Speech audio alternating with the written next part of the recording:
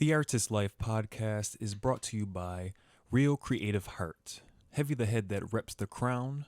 With love, your greatness is found. So rep your crown. Live from Hamburg, New York, Art is Life.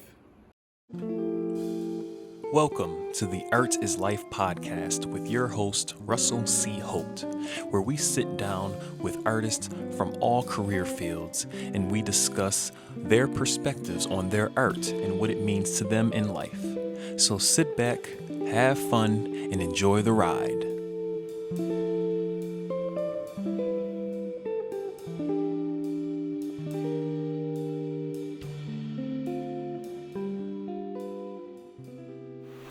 Hey guys, thank you for joining me on another episode of Art is Life. I'm your host, Russell C. Holt, and today we are live in Hamburg, New York at Jay's Barbershop, where I'm with my host and another close personal friend of mine, Jason Lape. I've known him for quite some time, since the World Gym era. That was a good time. 8 years. Maybe. Yeah, that was a good time. And yeah, he was a avid workout personal trainer. He tried out the bodybuilding for a little bit.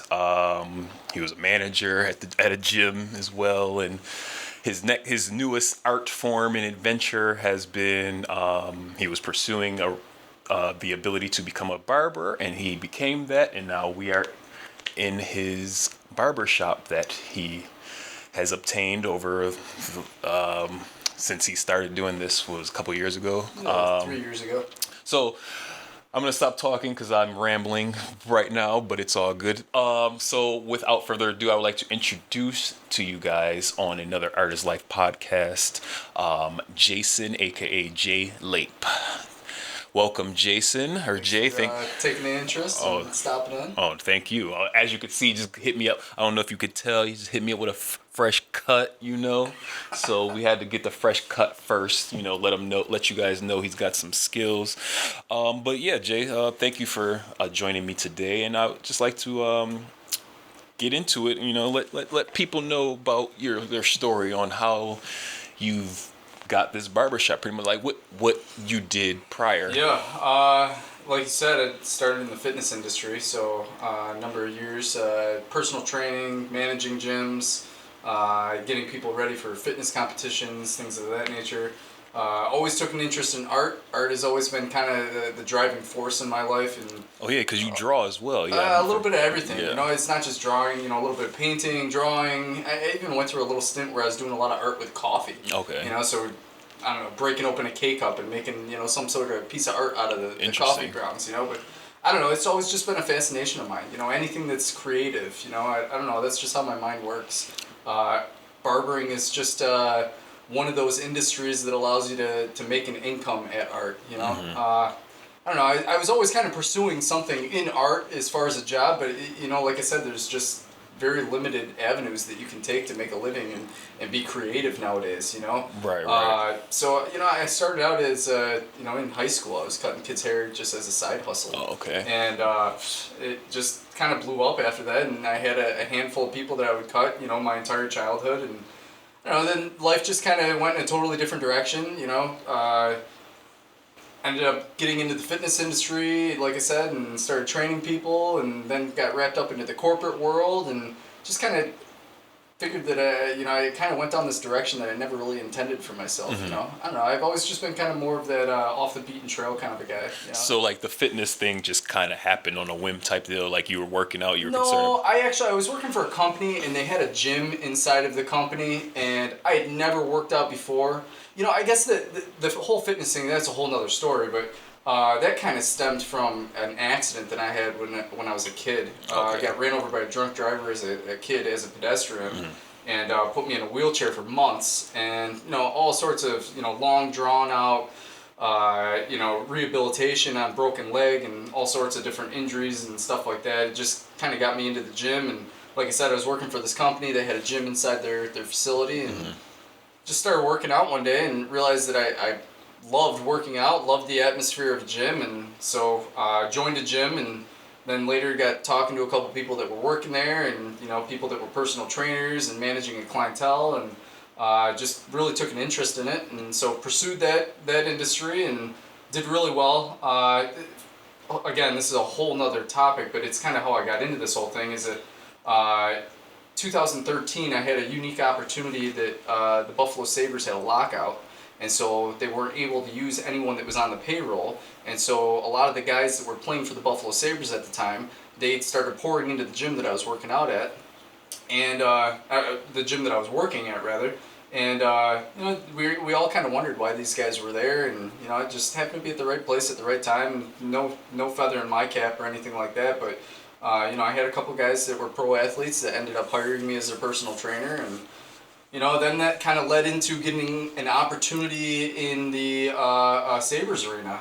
So 2013, I got to work with a lot of the athletes, and got a really unique opportunity to work with pro athletes, and I knew that it was going to be a short-lived kind of a thing, and it was more of like a make-a-wish kind of a thing for someone that had a passion inside of fitness. Right. And I just happened to rub elbows with people that had some influence in the arena, and so they got me an internship, and so ended up being there for a number of months and training athletes. And I knew it was a short-lived kind of a thing, so I asked the head strength coach at the time. His name was JT Allaire. He allowed me to bring in a photographer, and I took some pictures of some guys, and I used that as a marketing tool to promote myself with inside the gym, and picked up a whole bunch of clientele because of it. And then my job kind of morphed into more of like a management role. The company that I was working for at the time, they made me a director of personal training.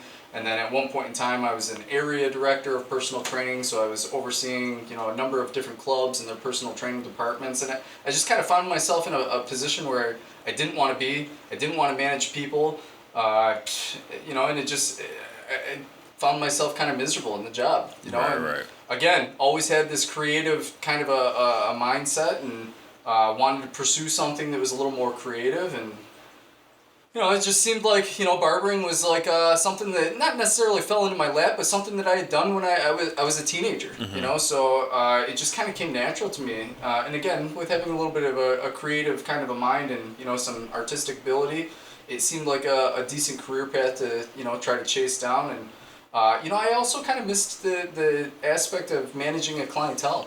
Like when I was doing personal training, I had an enormous, clientele, and I really enjoyed working with people.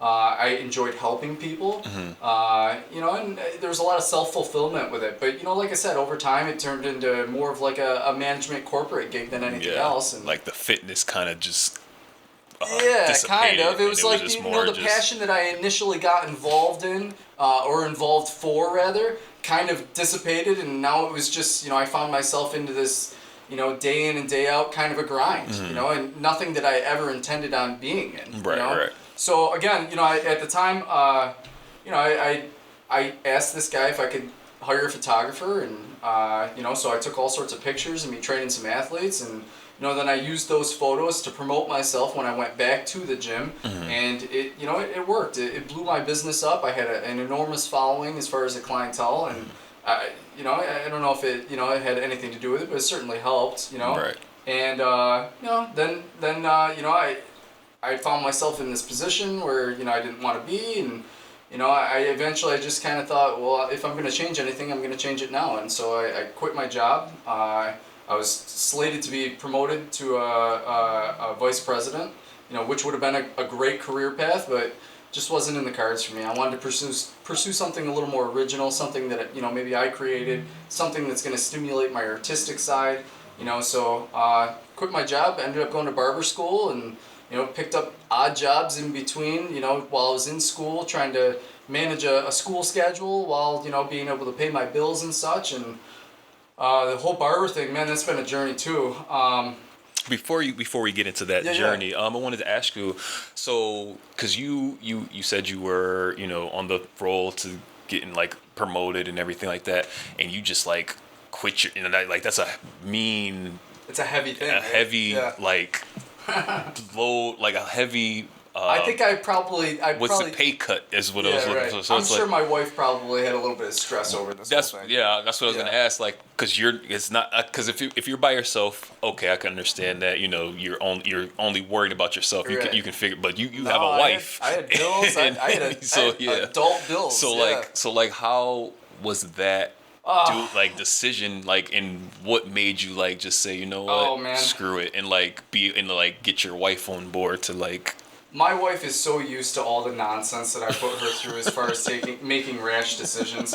It's never been in my nature to overthink things. Mm-hmm. You know, I've always been somewhat of an adrenaline junkie, and so you know, I don't know. One of my biggest hobbies is skydiving. You know, Mm-hmm. so you know, if you're gonna overthink things, you're never gonna make anything happen. You know. Right. I don't know. You know, I had an awesome opportunity in this job. You know, I could have made a really great income, but it just would not have been the path for me, and I would have been miserable. Right. You know, so I thought, well, it's either make a choice between pursuing something that's going to make you happy or stay in this miserable job. And to me, that just wasn't an option. You know, it was, you know, well, you're not happy right now, and you're really the only person to blame if you're in a spot that you don't want to be in. You know, so I thought, well, you got to take it upon yourself. You know, so Right. again, you know, a pretty radical decision at the time. You know, and I think probably a lot of my family members probably thought it was a little radical. Yeah. You know? I had a great job. You know, I had Right. full benefits and a great salary, and you know, And that's something I want to touch on. It's like, because I've done some rash things in my day as well. Nothing as crazy as jumping out of a plane. I don't Maybe someday. I don't like flying planes, let alone jumping out of one. Yeah. But I can understand where you're coming from when it comes to, like, you know, if you have a passion or you don't feel like you're being fulfilled in your current position, no matter how much money you're getting paid, like it's no point if you're not going to be happy and you're not going to really give it your all. So I can understand that and respect that. But yeah, like, just like, did you want to touch a little bit about that? Like, why it's more important to be passionate about something as opposed to Sure. having the money, you know what I mean? I've never been much of a materialistic person. I mean, I like making money just as much as the Right, next person, right. you know. But I look at it as it's a tool for me to do the things that I would prefer to do, other than obsess about making money. Right. You know, and you know, I also recall a guy telling me many years ago. I forget what it was actually even about, but I remember him telling me that, you know, maybe don't pursue something just for the sake of finances. Pursue something for the sake of passion, and that passion will spill out and it'll become contagious to everyone Right. else, and then eventually the money follows suit. Right. And you know, in my life, it seems like it does kind of fall true. Especially nowadays. If you're doing something that you love and you know you're enjoying what you do, that love is contagious, and then other people want to jump on board with that. So it was a radical decision, but it was a decision that I felt really confident with because I was excited about it. You know, and if you're excited about something, you're typically not going to fail at it because, you know, you're passionate about it. Right. You're going to keep doing it regardless if it makes money or not because you're enjoying yourself. Even during the tough times, having that Yeah. love will carry you through. So yeah, going back to the barber school. So you went to barber school. How was that? And Barber school, you know, in New York State is, you know, a process, and you have to go to school to become a barber. everything in New York State is a A process. little bit, yeah. You know, I quickly realized in barber school that I wasn't going to feel adequate providing the service with the limited amount of skills that I had. Barber school, it teaches you the basics. It teaches you how to get by. And there's a common phrase in our industry, it's fake it till you make it. I didn't want to be one of those people. Okay. I didn't want to get involved in this industry after quitting a job and then giving people a subpar kind of a service and then burning bridges with people. So out of school, beyond that, I thought, well, how can I create a little more of a, you know, how can I learn more about my craft before actually diving into it? You know, so completing barber school was, you know, the first component of becoming a barber. You know, and then along with that, you have to take on an apprenticeship. So in New York State, they require you to do 100 hours under a master barber. So that, you know, required finding a barber that would be willing to take you under their wing for 100 hours and, you know, give you a little bit of a guidance period. How was that process? Was it Good. And, you know, I was really fortunate that I got to apprentice in probably the best barbershop in this area, you know, and, you know, the guys that I apprenticed under, you know, I still consider them some of the best barbers in the industry, you know, so I feel blessed in the sense that, maybe other people didn't get the same opportunity to mentor under the same type of quality of people that I did. But even after that, I even then thought, I still don't feel ready. I finished barber school, I finished my apprenticeship, and then I just still had this this need to continue to learn, and so I was just kind of like spitballing some ideas on, what should I do to, really kind of hone in on my craft before I get involved. And, at the same time, you have to make money too, you know, so that's always in the back of my head, hey, you can learn all you want, but at the end of the day, you still got to start making money at what you're trying to, pursue. You eventually have to put the plan into action. Yeah, exactly. So, I had a really good barber instructor. And he had mentioned to me, he's like, listen, man, he's like, if you don't feel confident cutting hair just yet, he's like, why don't you spend a little bit of time doing a little more apprenticing? And he said, if you're going to do any more apprenticing outside the 100 hours that New York State requires of you, he's like, I encourage you to do it at different places. He's like, don't do it all at one place. Everyone's got their own style. Barbering is a craft. It's an art. It sure is. So no different than sculpting or drawing or painting or anything of that nature. This is a live moving canvas, and it's sculpting. Right. Everyone's got a different shaped head, and the more you get into this, the more you realize that it is genuinely a craft. It's an art. And it's a craft that if you mess up, it will be noticeable for sure. And it's also something that could hurt your reputation. Right. So that's kind of where I was at. Is do I get involved in this industry that I've worked now, I've completed school, I've completed my apprenticeships, and do I just jump right in and give subpar services until you get your feet on the ground, you collect some people? And I thought, I don't want to do that. I want to do things the right way, maybe kind of like backpedal a little bit. And so I took this barber instructor's advice, and I thought, well, who am I going to apprentice under? I don't know any barbers aside from the guy that, I apprenticed under for the 100 hours. Did you want to name drop that Oh, barbershop? Yeah, District Barbershop, man. They're where it's at. Paul Laurie, he's the owner of District Barbershop, and I still consider him the best barber in Buffalo. Better than myself. I hope to eventually be, one of the best guys in this area.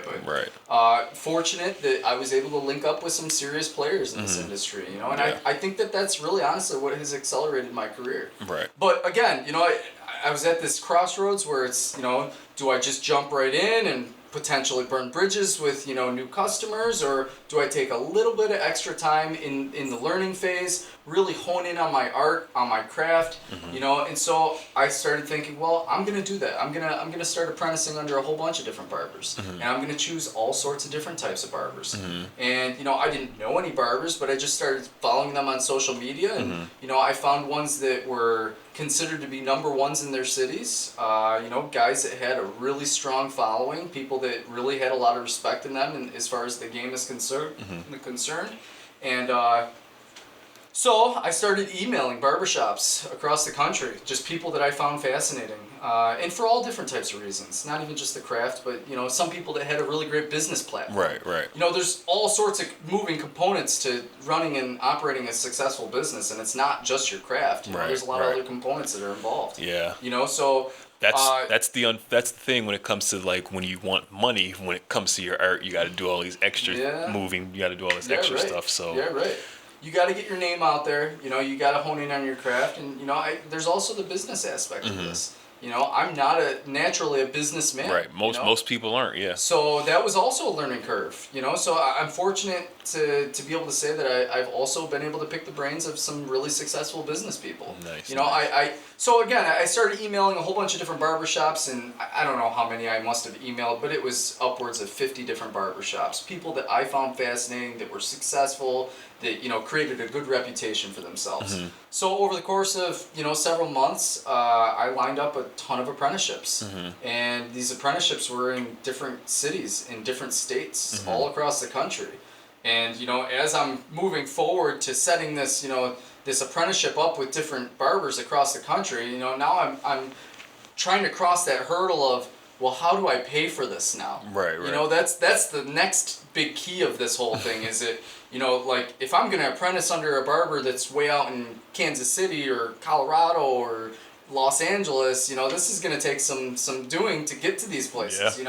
So over the years, just again as a hobby, being a creative thinker, I like to paint. I like to draw. All sorts of different things. And my house has just been a collage of different art that I've done over the years that I never knew what to do with any of this stuff. So it just really just sat around my house collecting dust. And I don't know. I think my wife had mentioned, she's like, you know what, if you're gonna take this trip and study under different barbers across the country, she's like, why don't you try selling some of your own art?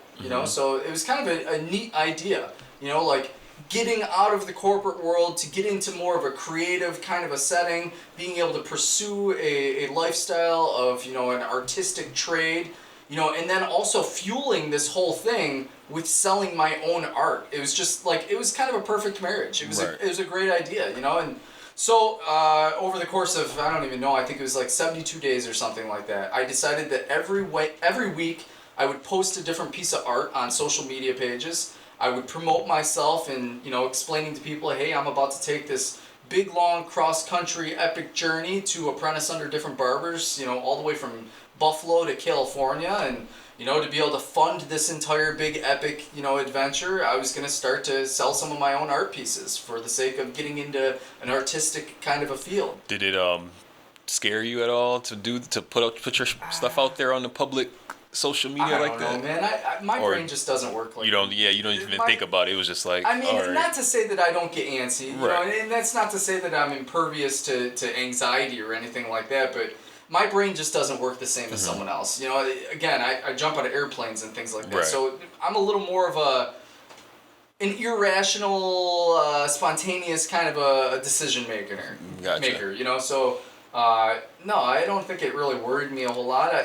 Worst case scenario is it didn't work, and then you Right. figure something else out. Were you when you got up, because you got a pretty good response for your art, right? Yeah. So were you Surprisingly. surprised? You were Yeah. surprised about Yeah. that?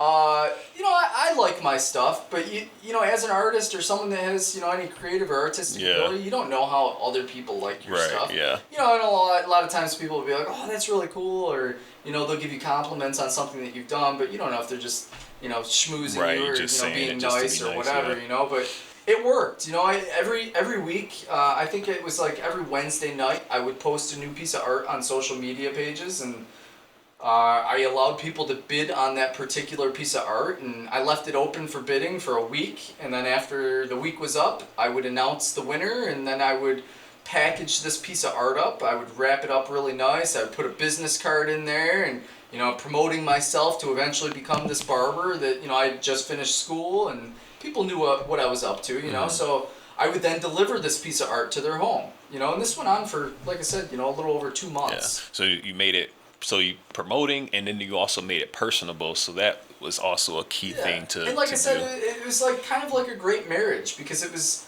this guy that's getting out of corporate, is pursuing something that's artistic, and hey, to be able to launch my new career, I'm selling my art to be able to get into this, and then on top of that, traveling the country to apprentice under other barbers and tying them into this whole thing. So over the course of 72 days, I raised a little over $7,000 in art sales. Yeah. And it was enough to send me across the country. You thinking about doing any more and selling some more just cause? No, I'm too busy now. I don't even recall the last time I did anything artistic, honestly. And that's kind of the beauty of this job, is it, at one point in time, I would go to my job, and then I would come home, and I would do something that would feed that artistic need of mine. So I found myself often, like, going to work, working a 60-plus hour, work shift, and then coming home and, drawing or painting as an outlet. The beauty of this job is that I don't even recall the last time I've had to do that, because my job actually fulfills that need. Right. All day long, I'm creating. So I don't really have that urging desire by the time I get home. It's like it's already been fulfilled throughout the course of my workday. Right. So that was kind of the idea, is that I want to do something that's feeding this need in my life, but I want to make money at it. Right. So that's where barbering kind of came in place. Right. So the art of barbering, what does it mean to you personally? Art of barbering is, it's kind of an escape for me, honestly, man. Anyone that's worked in a job that they didn't like, they understand where I'm coming from. It's a day in and day out kind of a grind. And again, to kind of, reiterate what I was saying before, is that if you're in a position that you don't like, you really are the only person to blame. You know, we live in this society that allows you to really pursue anything that you're passionate about. Especially now, yeah. And especially now, Yeah. you know, so, you know, I got to a tipping point, you know, a crossroads where it was like, you know, either you continue down the same path that you've always done, and you're gonna, you know, continue to be miserable. It's like the definition of insanity. Keep doing the same thing, and you're gonna keep getting the same results. Right, you know? right. And I didn't want the same results. I wanted some sort of freedom. So what does barbering mean for me? Man, it's an escape, and it's an escape from the everyday world while being able to make money at it. You know, like, and make decent money at it. You know, this is a really good career path for someone that has, you know, a creative mind and wants to, you know, create something artistic. Right, right. So yeah, so you just acquired this place not too long ago. So now you're officially your own boss and you have your own barbershop. Yeah. What would you say separates you from other barbers? Like, what does Jay have that you think other barbers don't or are not tapping into as much as you would? Good question. You know, I think that each barber offers something different for their audience. You know, I don't know if there's anything necessarily that sets me apart from other barbers. You know, my work ethics definitely are something that I pride myself in. And I guess you know, I say work ethics, but that's mainly because I put in a lot of hours at my job, but I don't ever feel like I'm putting in a lot of hours. I guess that's the beauty of this whole thing too, is that even though I'm putting in a lot of hours at my job, I still feel like I'm doing something that I love. Right, right. You know, so it's never felt daunting. If I was working the same hours that I am now in a corporate setting, I would be so burnt out right now. But here I am after work hours, and we're still sitting inside my business, just still chilling. having fun. Just chilling. You know, because I enjoy what I do. Right. You know?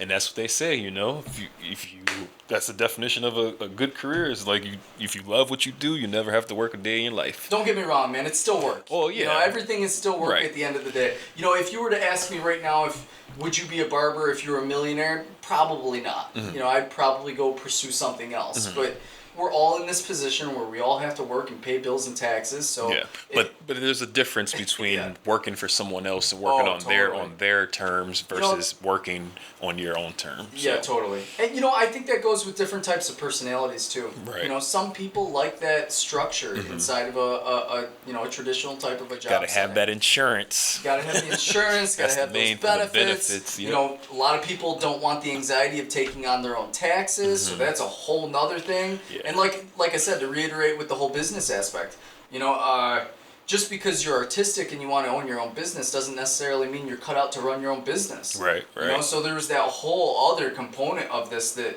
you know, just a learning curve. You know, quitting a job to jump into something that you had no idea really how to do it.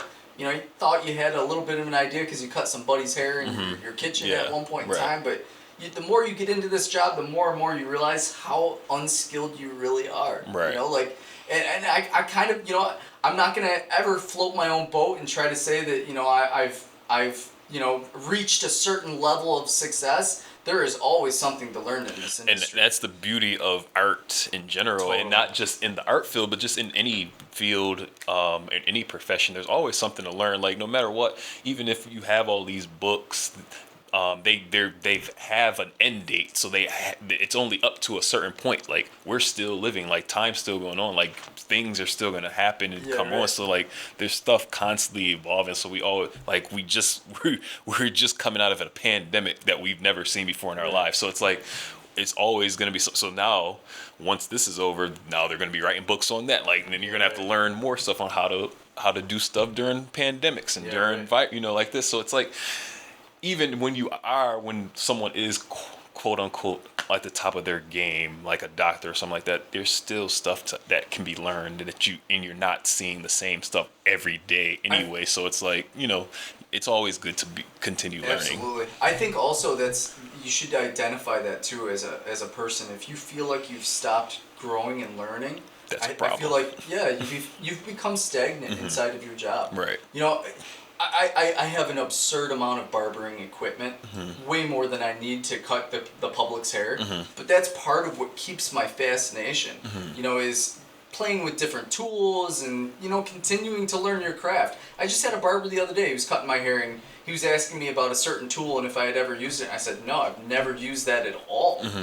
We do the same exact job, and he's got a totally different method at which how he does it, Right. And that to me is kind of a fascination, like, again, to piggyback off of, art, this is the art of barbering. If you are someone that draws, you can draw with pastels, you can draw with pencils, you can draw with colored pencils, you can draw with charcoal. The opportunities to continuously advance your craft are endless. The possibilities to continuously hone in on your craft with barbering should be endless too. And I think in anything, whether it's, you're, like you said, a different career path or a barber, it doesn't really matter. If you've gotten to a point where you're no longer learning and you think that you're at the top of your game, that's probably a pretty good indication that you've become stagnant at your craft. Right. Right. For sure. So, to piggyback off that, I know we talked, we're probably going to say the same things, but to piggyback off of that, so what keeps you motivated? Like, what keeps you to continue to pursue this? For one, an income. Right. Right. You got to make money. Right. You're the first one to save money. Yeah. It's nothing wrong with wanting money, but just don't make that the main goal. You know what? I don't know. I've had a really exciting entry into this job. It didn't just, this whole setting up, apprenticeships at other barbershops, and then, I traveled the country from Buffalo to California. I apprenticed in 19 different states with 36 different barbershops, and then just being all jazzed up about this new career, and then coming back to my home city, and, I had a job lined up at a local barbershop where I was supposed to start upon, return from this big epic cross-country journey, And, I wasn't even in it for very long, and then we get shut down by a pandemic.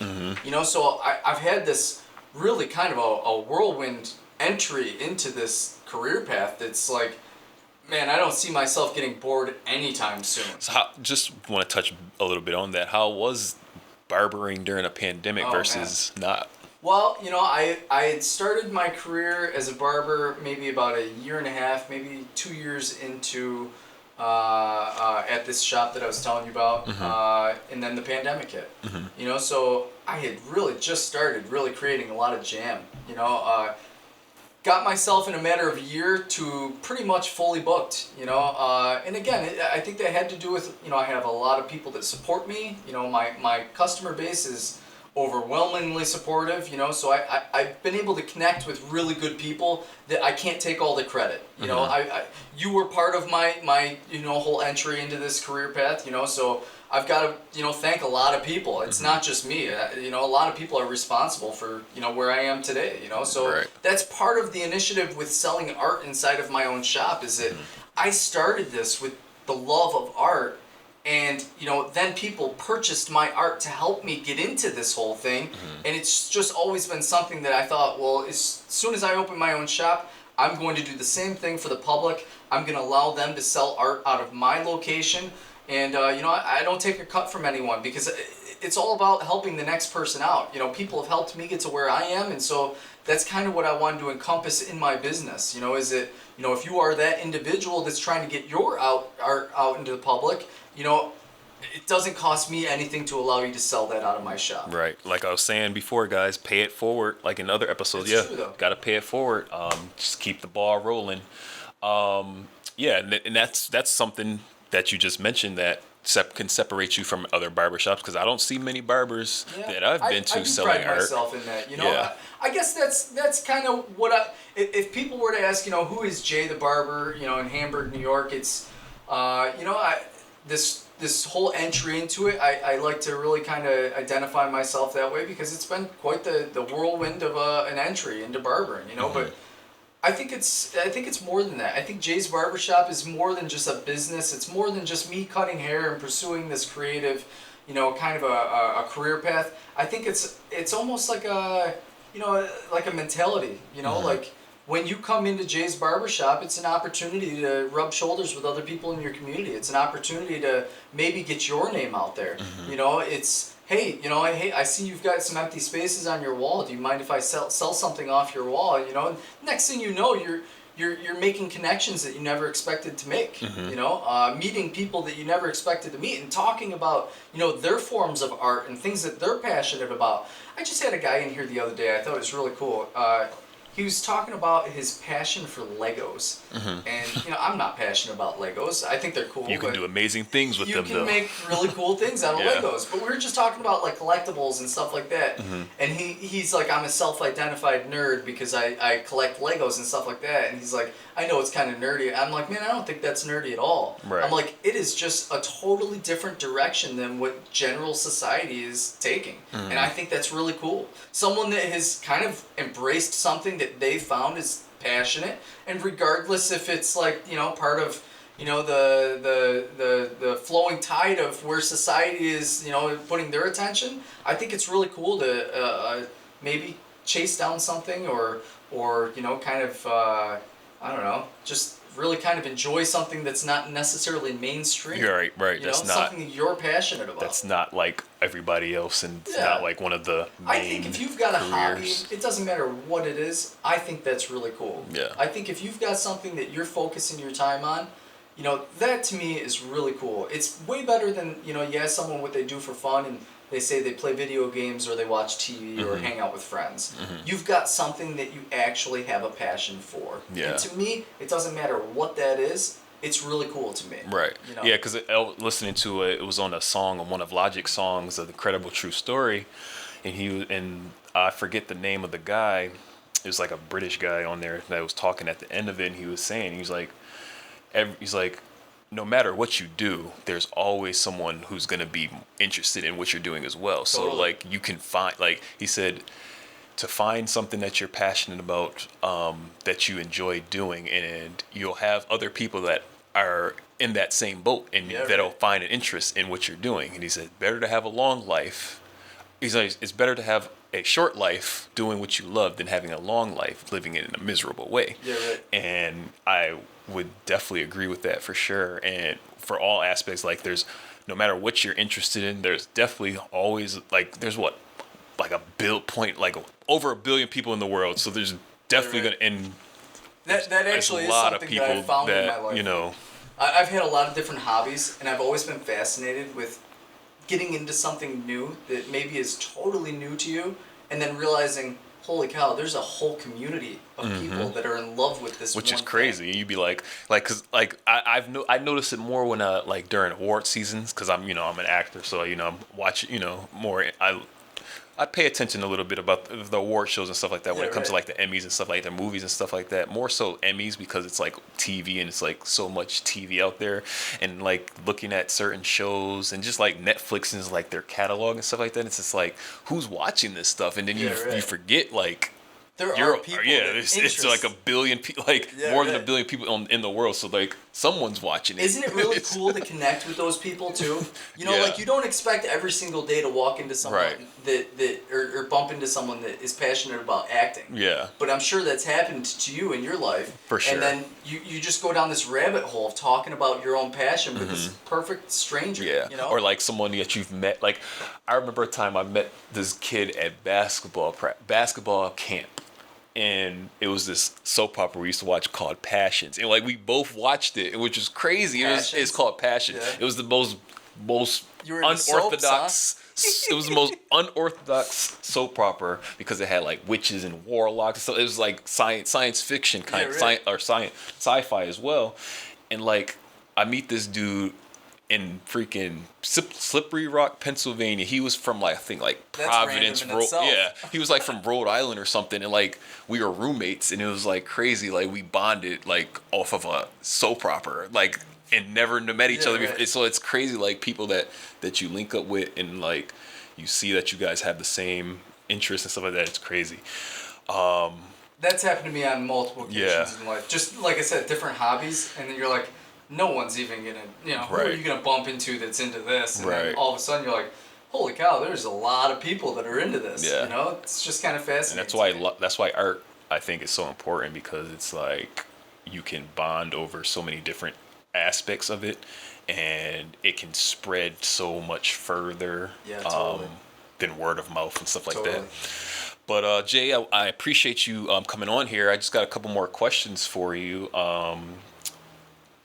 What type of advice would you give an up and coming person who either is trying to be a barber or just transitioning, trying to find something like they were in that corporate side and they feel stagnant and they're trying to figure out their next move, but they don't have as much spontaneity as you. What would you?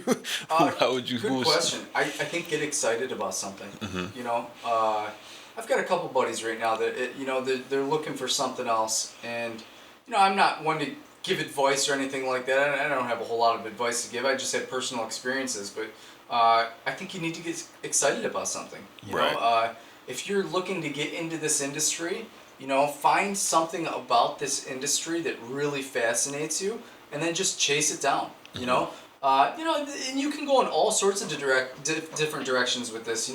There are all sorts of different types of services that you can offer. You can get into design work. You can get it artistic with little shaved in designs in people's hair and stuff like that.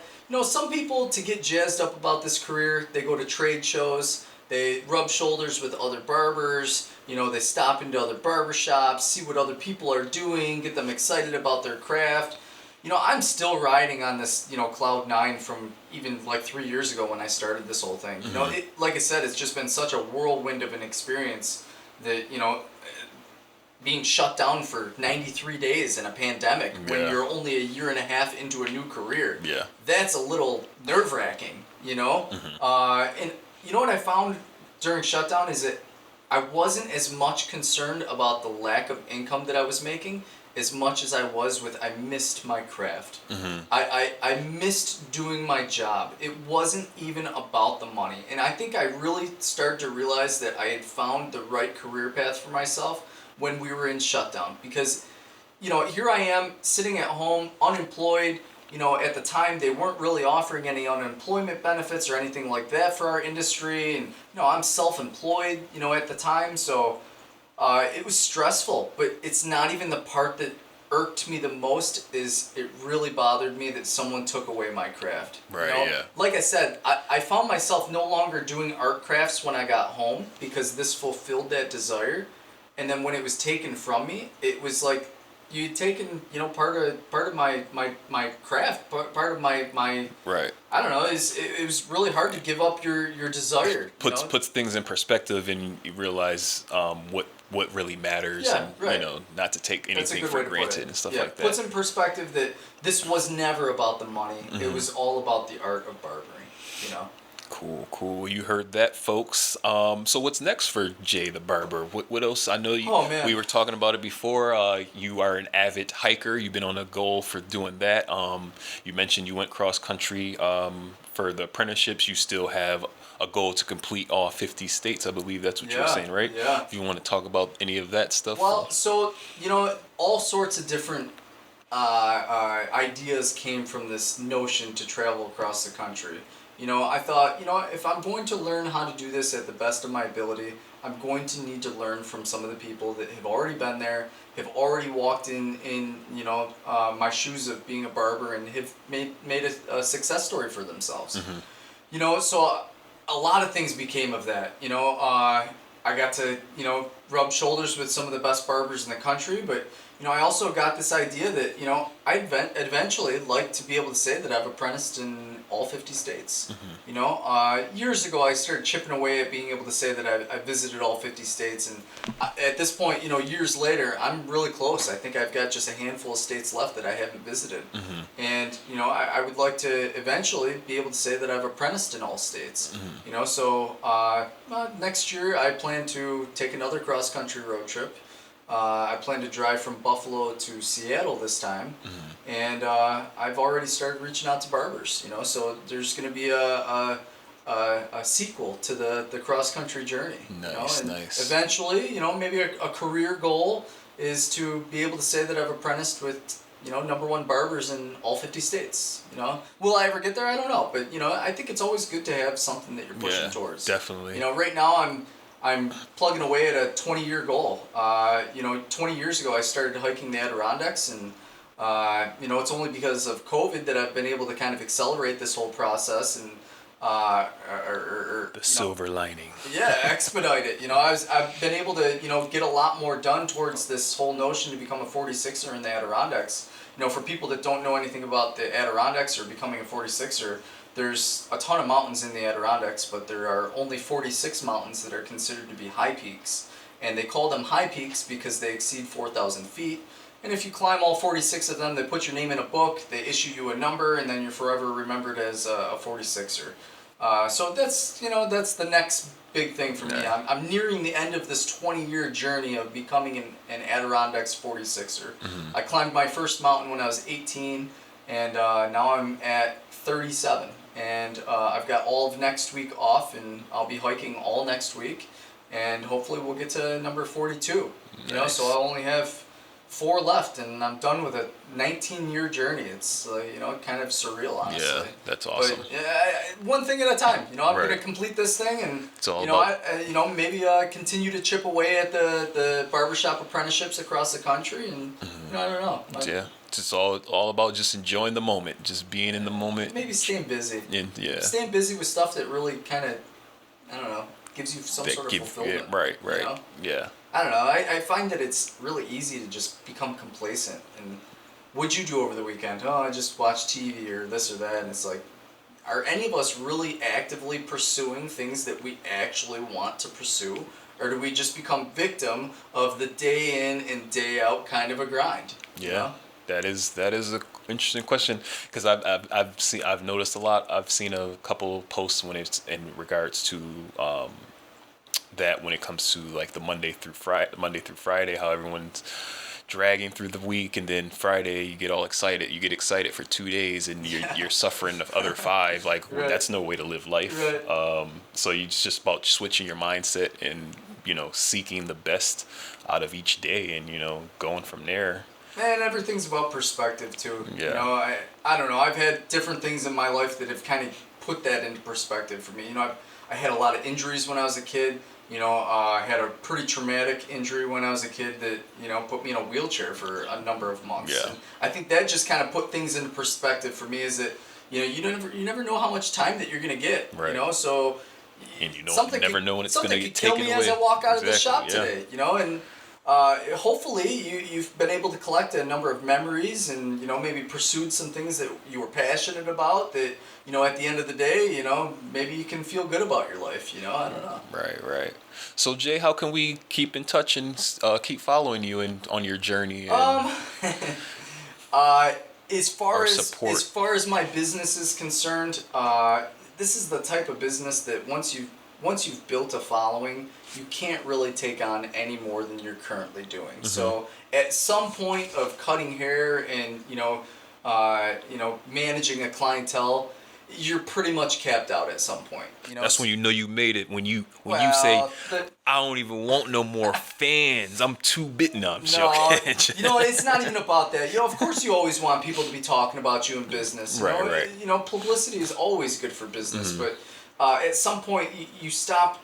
You turn the faucet off. Mm-hmm. At some point the faucet is full running, and then your cup is full, and you can't do any more than you're currently doing. You can only take in what you can take in. I don't know, man. Right now I think I'm booked out 2.5 weeks. I don't have an available slot for the next 2.5 weeks. That's nice. I'm grateful. I've got a really fantastic following, and I can't even really take all the credit. There's been a lot of people that have helped me get to the point where I'm at right now.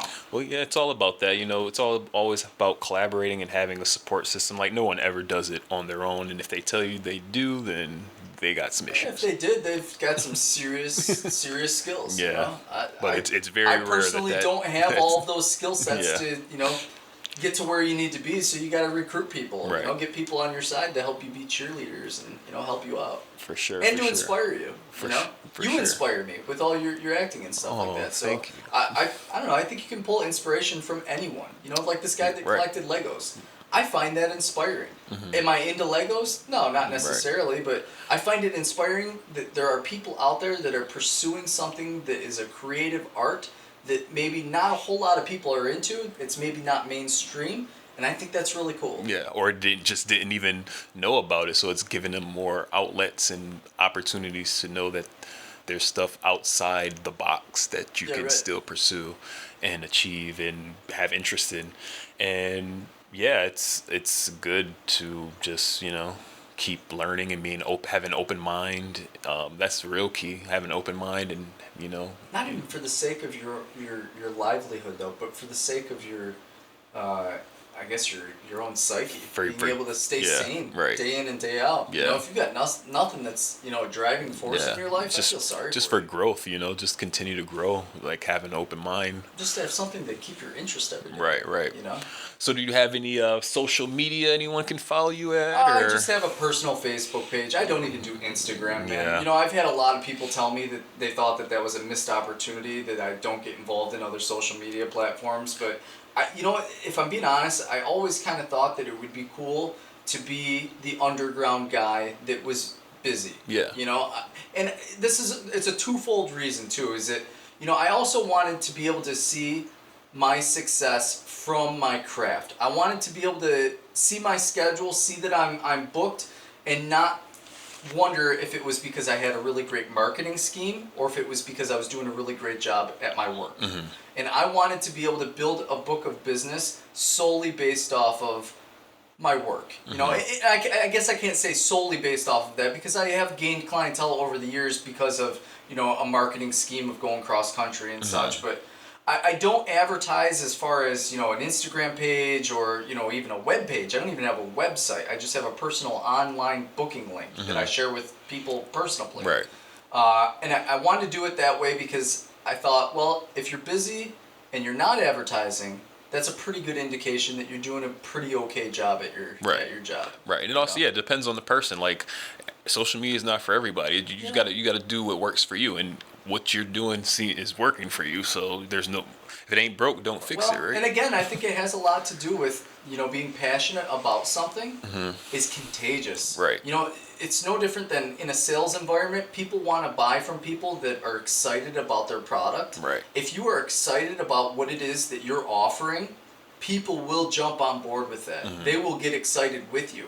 And I don't even think that you necessarily have to promote that. They just have to identify that you're jazzed up about what it is that you do, and they want to be part of that. Right, exactly. And in how you're doing it too, like, that's another, you're a prime example of what we were talking about, is like focusing on the craft, and everything else will follow. Like, because you're not doing the social media or anything like that. You're just keeping your head down, keeping busy, doing what you need to do, and you'll get the praise elsewhere. You're not looking for it. It's just coming. It's reaping a benefit. It's just like icing on the cake at this point. Right. Cherry on top. Right. Because you're doing what you got to do, and your name's getting out there to the people that matter most. Right. And keeping you in business. So that's all that really matters, right?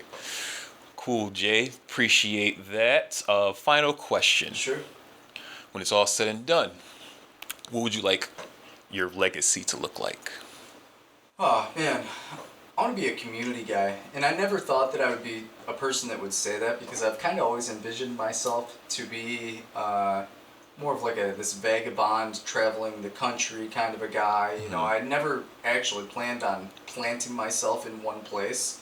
I've always kind of had itchy feet. I'm someone that likes to get up and go do something and move somewhere else and, try something different. And I've now, in this career, realized that I've found something that I really love.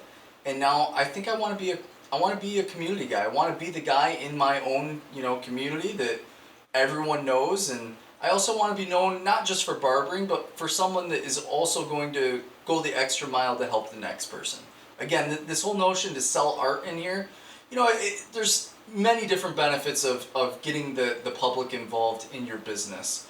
But I guess if the real reason is that by tying other people into your business, it creates less of a business and it creates more of a culture. I'd like to think of Jay's Barbershop as less of a barbershop and more of like a club, more of like a platform for the next person to be able to launch their passions from. This is an opportunity to come into this shop and not only just get a haircut. That's just, that's the smallest component of this whole thing. But it's to connect people, maybe that traditional barbershop kind of a mentality where people go into a barbershop and they exchange business cards, they rub elbows with other like-minded people. The art on the walls that's sold by my customers is a means for the community to tie themselves together. This barbershop is more than just a business, it's more of like a community gathering, you know, where people can gather and exchange ideas and share different passions. Nice. That's dope. Like, pretty good. I'd say it's a pretty good legacy to leave behind. Cool. Jason, appreciate your being on. Yeah, man. Guys, Jay's Barbershop out in Hamburg, New York. He didn't give you any social media, but if you want to follow him on his personal Jason page, Lape, Jason personal Lape. Facebook page. That's it. You know, it's mostly You about wanna- my own personal things now. I don't even promote barbering. I mean, a whole lot. but Jay's a good guy. You know, he's a cool dude. Like, we've been friends or known each other for like 8 years. You said, man. like, since World Gym Days. So even if, you know, you pick his brain, be his friend, you know, ask him questions. If you want to join him on that 46 hike sometime, maybe. 7 more to go. Or the next 9 cross, more to go. 9 more to go. or the next cross country, you know. Yeah. But yeah, so appreciate it again, Jay. Thank you for being Thanks on. for taking an interest. Oh, no problem. Thank you guys for joining us on another episode. You already know, guys, how I do it. Peace, love, and blessings. Until next time.